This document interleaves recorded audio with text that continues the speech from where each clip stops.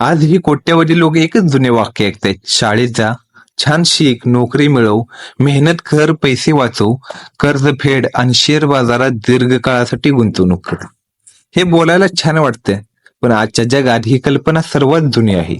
जर विचार करा, जेव्हा सरकार दरवर्षी अब्जावधी रुपये छापते, तेव्हा तू पैसे का वाचवशील? आज परिस्थिती अशी आहे की जगातील 1% लोक श्रीमंत आहेत आणि उरलेले 99% लोकांमध्ये एवढं मोठं अंतर पडले की ती दररोज वाढतच चालले. कारण श्रीमंत लोक अशा गोष्टी शिकतात ज्या इतर लोक कधीच शिकत नाही. आणि ही केवळ पैशाची गोष्ट नाही, आपल्याला मोठं चित्र पाहायला हवं. आपल्या प्रत्येकात असतात 3 प्रकारची माणसं. पहिला असतो गरीब व्यक्ती. तो कायम भीतीत असतो. त्याला वाटतं माझ्याकडे काहीच नाही, मी काही करू शकत नाही. दुसरा असतो मध्यमवर्गीय.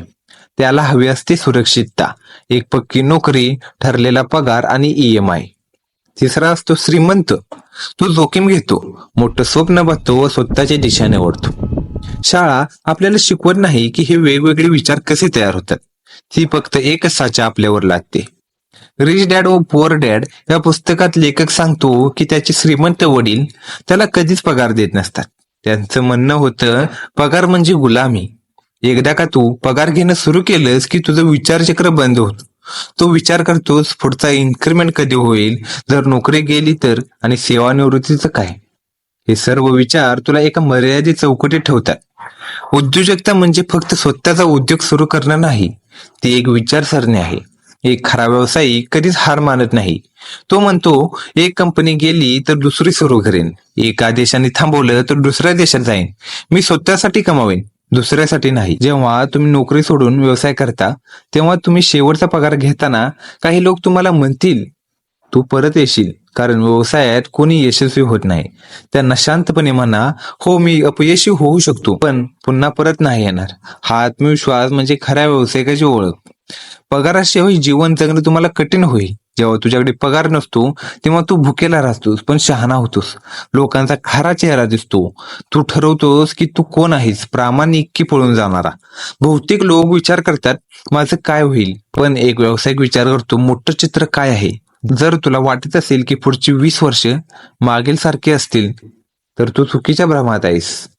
श्रीमंत कसे बनतात? जर तो व्यक्ती रिअल इस्टेटमध्ये गुंतवणूक करत असेल, तर तो रुपये 1 कोटी लावतो आणि बँक त्याला 4 कोटी देते. तो कर योग्य पद्धतीने वाचवतो, तो कर्जातून श्रीमंत होतो. जर डॉक्टर रुपये 1 कोटी कमवतो, पण तो रुपये 75 लाख टॅक्स भरतो. पण बिझनेसमॅन 1 कोटी रुपये स्वतःजवळ ठेवतो. हा शिकवत नाही व्यवसाय काय असतो, गुंतवणूक कशी करावी, कर कसा वाचवावा, हे काही शाळेत शिकवलं जात नाही. म्हणून गरीब आणि श्रीमंत यामधील दरी वाढत चालले. बाहेरची इकॉनॉमी कधी स्थिर राहणार नाही, पण तुझी अंतर्गत इकॉनॉमी म्हणजे तुझी विचारसरणी, निर्णय क्षमता आणि आत्मविश्वास ती मजबूत असेल तर तू काहीही करू शकतो. पण तो व्यक्ती करत आहे बिझनेस म्हणून तू करायला गेलास तर तू अपयशी ठरशील. जेव्हा तुला आतून वाटेल की मी बिझनेस करू शकतो, चांगला पैसा मिळवू शकतो, तर तू बिझनेस करू शकतो. खरी श्रीमंती पैशात नाही, ती मानसिकतेत असते. तू गरीब मानसिकता ठेवशील तर लाखो रुपये कमावूनही गरीब राहशील. पण जर तुझं मन, तुझा विचार श्रीमंत असेल तर तू कोणतीही परिस्थिती उलटवू शकतो. ही मानसिकता, हेच विचार तुला यशाकडे घेऊन